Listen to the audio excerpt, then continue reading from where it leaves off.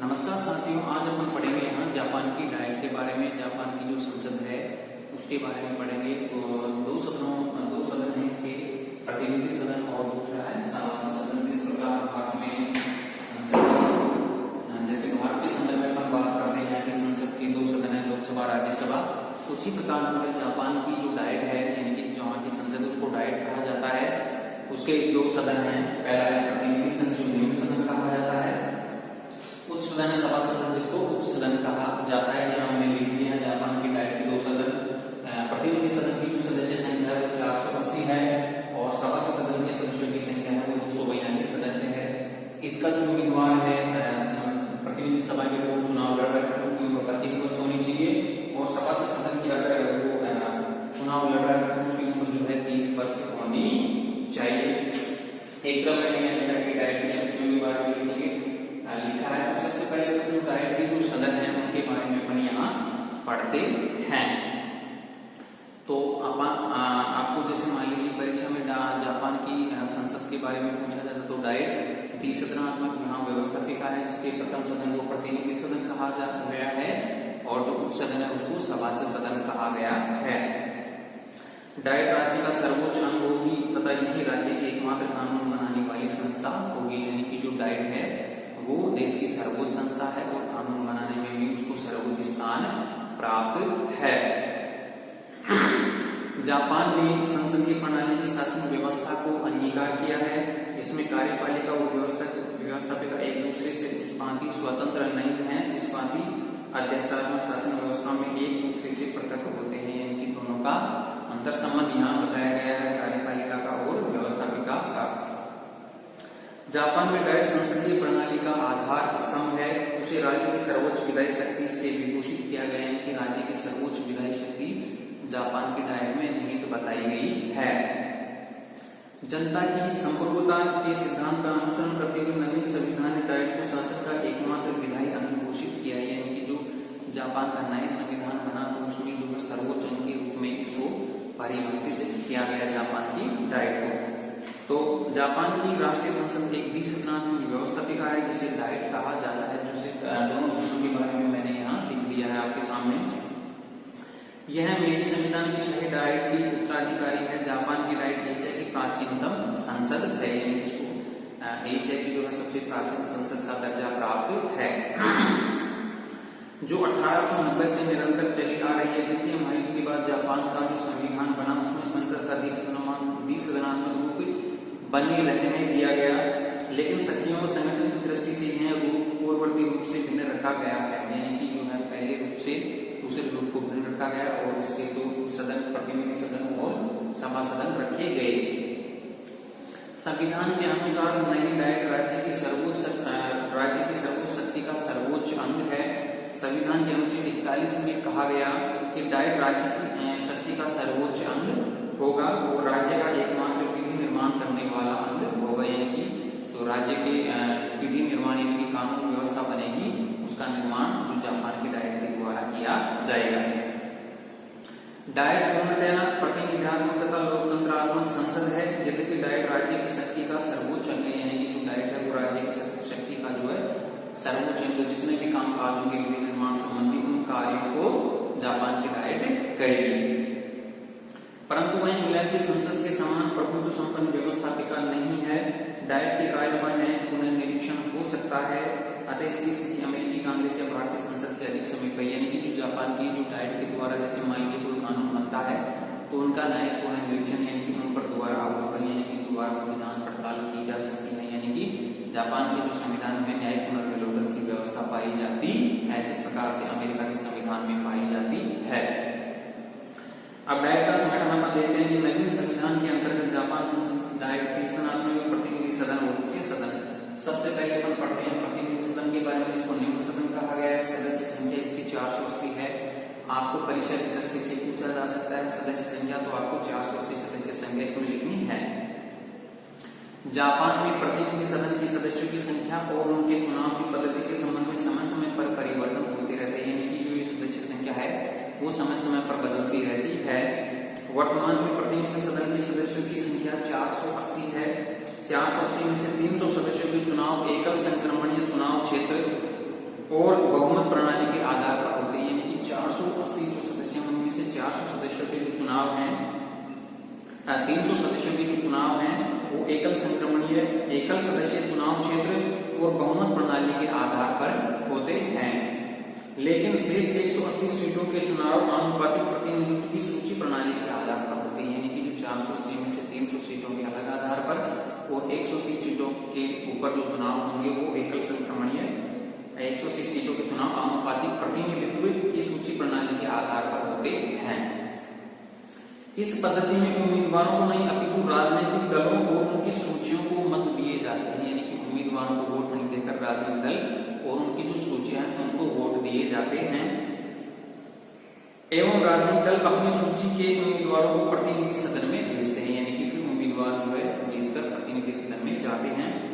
प्रतिनिधि सदन के लिए चुनाव की इस पद्धति को 1996 से अपनाया गया, यानी कि ये जो चुनाव पद्धति है उसको जापान में 1996 से अपनाया गया है। पिछले कुछ चुनाव में डाइट की स्थिति यह बनी कि किसी भी दल को सदन में बहुमत प्राप्त नहीं होता था, यानी कि किसी भी सदन में जो है बहुमत दल को प्राप्त नहीं होता था। ये स्थिति पिछले कुछ वर्षों से बनी हुई थी।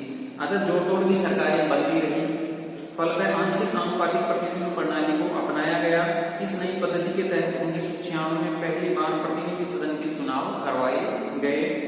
साधारणतः प्रतिनिधि सभा का कार्यकाल 4 वर्ष है, परंतु इसे अपने कार्यकाल से पूर्व भी विघटित किया जा सकता है। सदन की बैठकों की गणपूर्ति सदन के कुल सदस्यों की संख्या का 3/4 भाग है, यानी कि इस सदन के कार्यकाल के बारे में हम चर्चा करें तो कार्यकाल इस सदन में 4 वर्ष रखा गया है। लेकिन यह सदन है जो अपने कार्यकाल से पूर्व भी विघटित हो सकता है। जिस प्रकार से भारत में लोकसभा का कार्यकाल 5 वर्ष रखा गया है, तो जो लोकसभा को 5 वर्ष से पूर्व भी विघटित किया जा सकता है, उसी प्रकार यहाँ का जो प्रतिनिधि सदन है उसका कार्यकाल 4 वर्ष है, लेकिन 4 वर्ष से पूर्व भी वह सदन विघटित हो सकता है। सदन की बैठकों की गणपूर्ति सदन के कुल सदस्यों की संख्या का 1/3 भाग होगी, यानी गणपूर्ति की संख्या के संदर्भ में आपसे सवाल पूछा जाता है, उसमें गणपूर्ति के लिए 1/3 सदस्यों की आवश्यकता होती है। अब जो प्रतिनिधि सभा का अध्यक्ष होगा वो स्पीकर होगा यहाँ का, ठीक है, यानी कि अध्यक्ष होगा स्पीकर।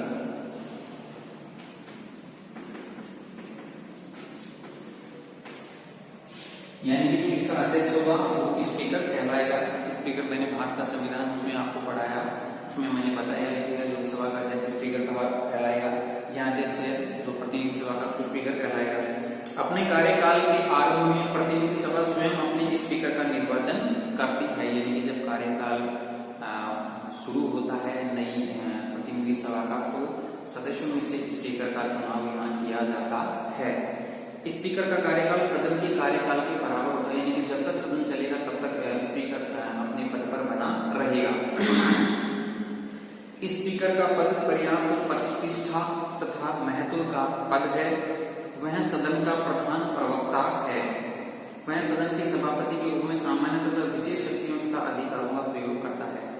जिस प्रकार से भारत के संदर्भ में मैंने बताया था कि भारत में जब लोकसभा का अध्यक्ष होता है वो सदन की कार्यवाही को सुचारू रूप से करता है, उसको शक्तियां सदन को चलाने के लिए, उसकी गरिमा में स्थिति बनाए रखने के लिए, सदन की कार्यवाही में कुछ अधिकार उसको मिले हुए हैं। उसी प्रकार जो यहाँ प्रतिनिधि सभा का जो अध्यक्ष है स्पीकर, उसको भी भारत के लोकसभा अध्यक्ष के समान शक्तियां कार्य मिले हुए हैं, यानी कि उन शक्तियों का प्रयोग में सदन की कार्यवाही के दौरान करता है। वह सदन के सभापति के रूप में सामान्य तथा विशेष शक्तियों तथा अधिकारों का प्रयोग करता है। जापान का स्पीकर पद इंग्लैंड के स्पीकर की अपेक्षा अमेरिकी स्पीकर पद से अधिक मिलता है। इस पद की नियुक्ति हो जाने पर भी वह अपने दलीय स्वरूप का परित्याग नहीं करता, यानी कि जैसे मान लीजिए वो स्पीकर के पद पर जुड़ा तो भी वह अपने दल से लगातार जुड़ा रहता है। चुनाव पद्धति के बारे में देखते हैं कि प्रतिनिधि सभा की चुनाव पद्धति भारत तथा अमेरिका जैसे प्रजातांत्रिक देशों से भिन्न है, यानी कि भारत और अमेरिका जैसे देशों की चुनाव जो पद्धति है उससे अलग है। चुनाव दंगल का जो रूप अन्य देशों में मिलता है जापान में देखने को नहीं मिलता। कोई भी प्रत्याशी अपने व्यक्तिगत गुणों और लोकप्रियता के आधार पर चुनाव लड़ता है, यानी कि व्यक्तिगत गुण और लोकप्रियता के आधार पर वो चुनाव लड़ता है। वह दल की लोकप्रियता तथा नेतृत्व पर भी निर्भर नहीं रहता, यानी कि उस दल की सार्थकता कितनी है, उस दल की प्रसिद्धि कितनी है, इस आधार पर वो चुनाव नहीं लड़ता।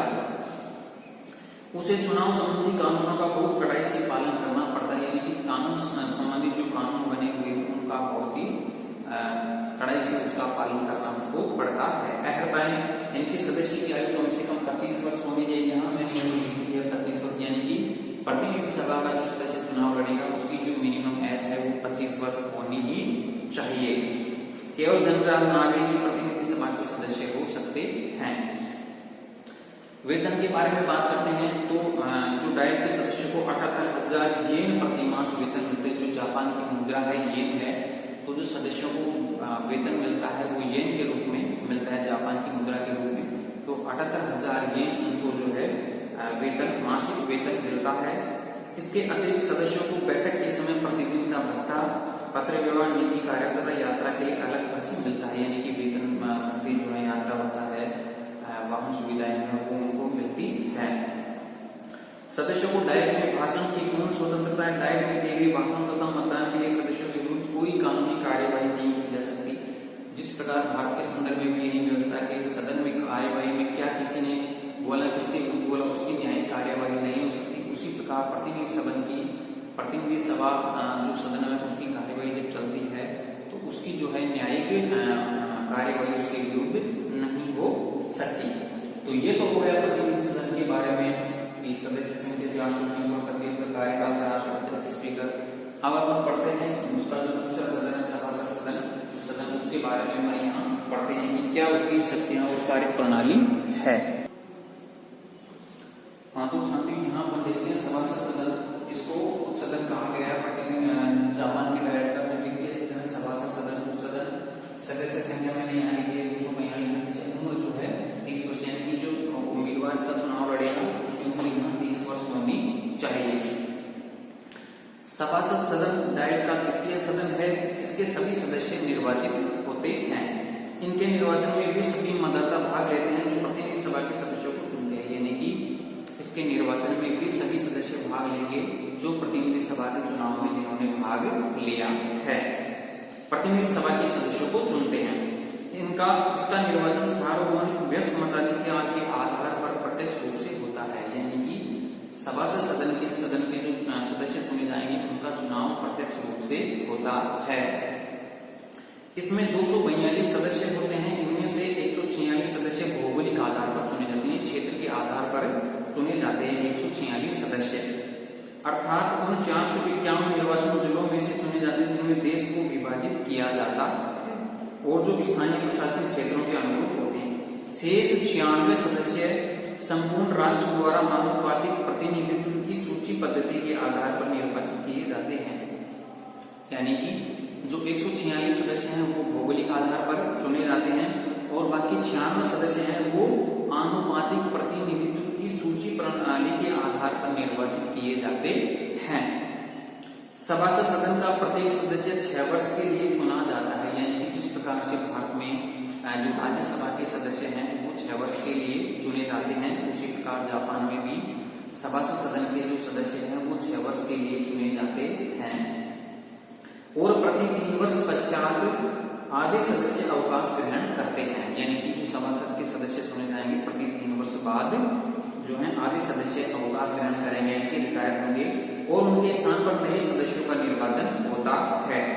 यह सदन स्थायी सदन है और इसका विघटन नहीं किया जा सकता। जिस प्रकार से भारत में राज्यसभा एक स्थायी सदन है, उनके सदस्यों का कार्यकाल 6 वर्ष होता है, उसी प्रकार जापान के संविधान में जो डाइट का द्वितीय सदन है सभासद सदन, उसका भी कार्यकाल 6 वर्ष है और वह एक स्थायी सदन है, इसका विघटन नहीं किया जा सकता।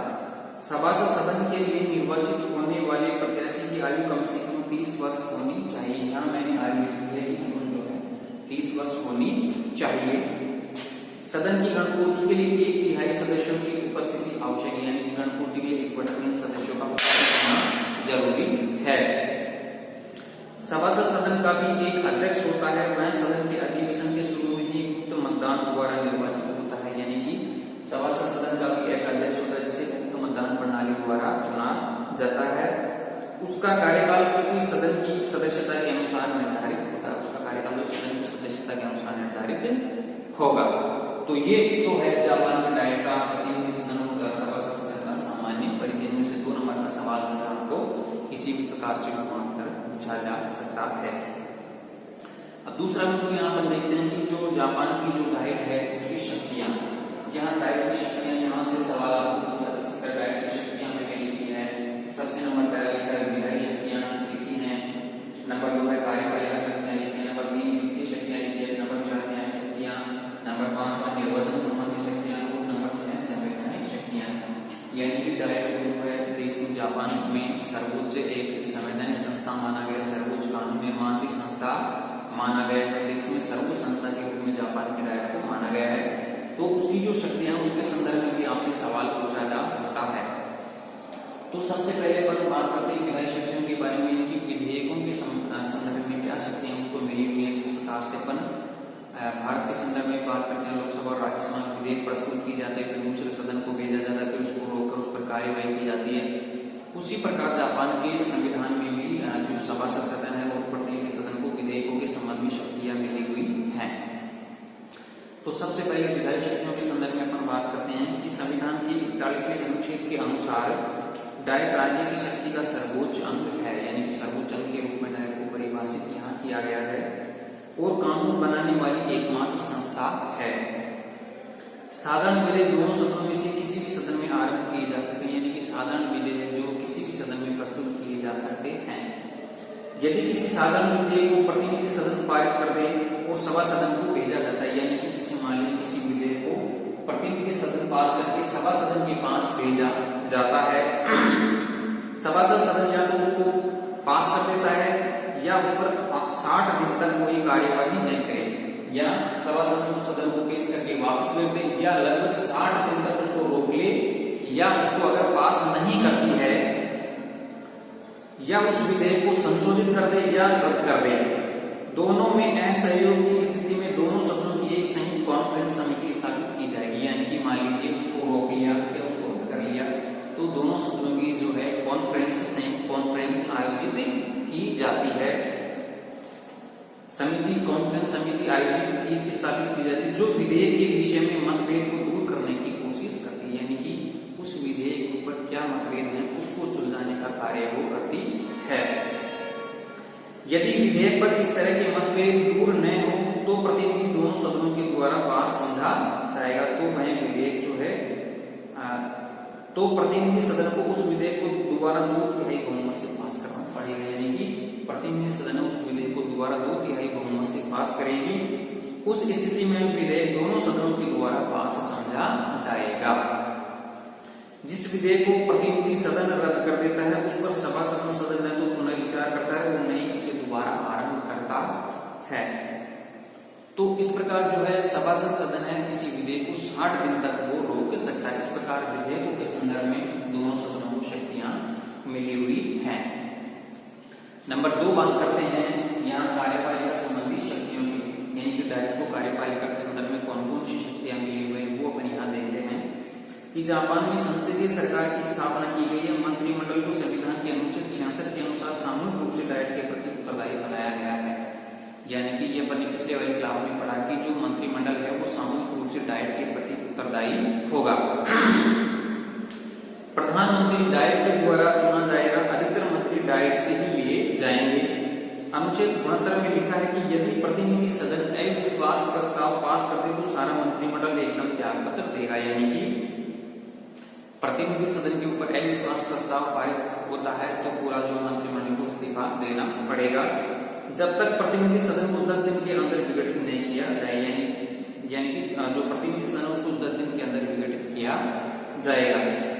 डाइट के सदस्यों को मंत्रियों से प्रश्न पूछने व पूरक प्रश्न पूछे व उनके विरुद्ध कामों को प्रस्ताव तथा निंदा प्रस्ताव पास करने का अधिकार है, यानी कि जो डाइट के सदस्य हैं वो मंत्रियों से प्रश्न पूछ सकते हैं, पूरक प्रश्न पूछ सकते हैं या कामों को प्रस्ताव के द्वारा या निंदा प्रस्ताव करने का अधिकार उनको दिया गया है। डाइट के सदस्य मंत्रियों के किसी अनैतिक कार्य की जांच करने के लिए जांच समिति भी नियुक्त कर सकते हैं, यानी कि कोई मंत्री है उसके विरुद्ध कोई जांच करनी है तो समिति का गठन भी किया जा सकता है। तो ये कार्यपालिका से संबंधित शक्तियां उनको मिली हुई है। नंबर तीसरी शक्ति की बात करते हैं यहाँ वित्तीय शक्तियां। तो वित्तीय शक्तियों के संदर्भ में डाइट का राष्ट्रीय अर्थव्यवस्था पर भी पूर्ण अधिकार है। संविधान का अनुच्छेद 83 उपबंध करता है कि राष्ट्रीय वित्त को परिचालित करने की शक्ति का प्रयोग उसी प्रकार होगा जिस प्रकार डाइट निश्चित करेगी। यानी कि वित्त पर जो है डाइट का पूर्ण अधिकार यहाँ बताया गया है। कैबिनेट द्वारा जो बजट पेश किया जाता है उसे डाइट ही पास करती है। यानी कि कैबिनेट के द्वारा जो बजट पेश होगा उस पर डाइट का एक तरह से अधिकार होता है। डाइट को उस बजट की जांच करने का पूरा अधिकार होता है। सदस्यगण प्रत्येक मत की आलोचना कर सकते हैं। यानी कि डाइट को है उस बजट जो है उसकी जांच करने का पूरा अधिकार यहाँ दिया गया है। संविधान के अनुच्छेद 60 में कहा गया है कि बजट सबसे पहले प्रतिनिधि सदन के सम्मुख पेश किया जाना चाहिए। जिस प्रकार से बजट को भारत के संदर्भ में अपन बात करते हैं लोकसभा में पेश किया जाता है, उसी प्रकार यहाँ के अनुच्छेद 60 में कहा गया है कि जो बजट है वो सबसे पहले प्रतिनिधि सदन में यहाँ पेश किया जाएगा। उसके पश्चात बजट सभा सदन के सम्मुख पेश किया जाएगा। उसके पश्चात जो है सभा सदन को जो है बजट पेश यहाँ किया जाएगा। यदि सभासद सदन प्रतिनिधि सदन से कोई अलग निर्णय देता है और जब दोनों सदनों की एक संयुक्त समिति के द्वारा भी संशोधन न हो या सभासद सदन 30 दिन तक बजट पर कोई अंतिम निर्णय न मिले तो प्रतिनिधि सदन का निर्णय डाइट का निर्णय समझा जाएगा। यानी कि जो सभासद सदन है उस पर प्रस्ताव भी हो सकती है, नहीं भी हो सकती है, 30 दिन तक उसको रोक सकती है, लेकिन प्रतिनिधि सदन का है वो प्रस्ताव ही माना जाएगा। तो वित्तीय मामलों में जो है प्रतिनिधि सदन को ही प्रमुख शक्तियां एक तरह से मिली हुई हैं। नंबर 4 की बात करते हैं न्यायिक शक्तियों के संदर्भ में। यानी कि डाइट को जो न्यायिक शक्तियां मिली हुई हैं, डाइट को कुछ न्यायपालिका संबंधी अधिकार भी प्राप्त हैं। यह कानून द्वारा संविधान के बंदों के अंतर्गत न्यायपालिका का संगठन, न्यायाधीशों का वेतन तथा न्यायालयों की कार्य प्रणाली निश्चित करती है। यानी कि जो वहां के न्यायालय हैं उनके संदर्भ में जो है डाइट को शक्तियां मिली हुई है। नंबर 5 देखते हैं यहाँ निर्वाचन संबंधी शक्तियां। कि डाइट को निर्वाचन संबंधी कौन कौन शक्तियां मिली हुई हैं कि प्रधानमंत्री डाइट के सदस्यों में से एक प्रस्ताव के द्वारा चुना जाएगा। यानी कि जो प्रधानमंत्री का चुनाव है डाइट के सदस्यों में से किया जाएगा। प्रत्येक सदन अपने सदस्यों की योग्यताओं को निश्चित करता है। प्रत्येक सदन अपने प्रथम अधिवेशन में अध्यक्ष, उपाध्यक्ष, स्थायी समितियों के अध्यक्ष और सेक्रेटरी जनरल का निर्वाचन करता है। यानी कि डाइट का जो प्रत्येक सदन है वो अपने सदस्यों में से अध्यक्ष, उपाध्यक्ष का, स्थायी समितियों के अध्यक्ष और जनरल सेक्रेटरी का जो निर्वाचन है वो करता है। इस प्रकार कार्यपालिका शक्तियों की दृष्टि से सभासद सदन की स्थिति निर्बल है। प्रधानमंत्री के चयन में प्रतिनिधि इस सदन को शक्तियां कम मिली हुई है, प्रतिनिधि सदन को चुनाव में शक्तियां ज्यादा मिली हुई है। नंबर 6 की बात करते हैं यहाँ संवैधानिक शक्तियों के संदर्भ में। संविधान के अनुच्छेद 96 के अनुसार संविधान में संशोधन के लिए प्रस्ताव डाइट में आरंभ किए जाते हैं। अगर संविधान में चेंजिंग करना है, कुछ परिवर्तन करना है तो उसका अधिकार है डाइट को। फिर इसे प्रत्येक सदन की कुल सदस्य संख्या के 2/3 बहुमत से या अधिक संख्या में पास किया जाना है। यानी कि किसी भाग में परिवर्तन किया जाना है तो दोनों सदनों के 2/3 बहुमत से वो प्रस्ताव पास होना या अधिक सदस्यों द्वारा प्रस्ताव पास होना जरूरी है। उसके बाद इस पर जनमत संग्रह होगा। संवैधानिक संशोधनों के संबंध में दोनों सदनों की जो शक्तियां हैं वो समान है, क्योंकि संविधान में संशोधन प्रक्रिया को सामान्य विधि निर्माण प्रक्रिया से भिन्न माना गया है। तो इस प्रकार है कि दोनों सदनों को संविधान चेंजिंग में दोनों सदनों पर समान शक्तियां एक तरह से मिली हुई है। तो इस प्रकार से जो है डाइट की शक्तियां हो गई, विधायी शक्तियां, कार्यपालिका के संबंधी शक्तियां, वित्तीय शक्तियां, न्यायिक शक्तियां, निर्वाचन संबंधी शक्तियां और संवैधानिक शक्तियां। तो साथ ही इसमें आपको बड़ा सवाल या पूछे जाने की संभावना है। जैसे मान लीजिए जापान में डाइट के संदर्भ में आपसे सवाल पूछा, डाइट की शक्तियों के संदर्भ में आपसे सवाल पूछा, तो अगर डाइट के संदर्भ में सवाल पूछा जाए तो आपको दोनों सदनों के बारे में आपको यहाँ परिचय लिखना है, सदस्य संख्या, उम्र जो भी है, कार्यकाल भी पूरा लिखना है। इसके साथ में जो है डाइट की शक्तियों को आपको पूरा लिखना है। तो आप इसे नोट कर लें अपनी नोटबुक में और अपनी नोटबुक से भी प्रैक्टिस करते रहें। आगे वाली क्लास में अपन आगे आगे वाले टॉपिक पर चर्चा करेंगे साथ में। तब तक के लिए धन्यवाद।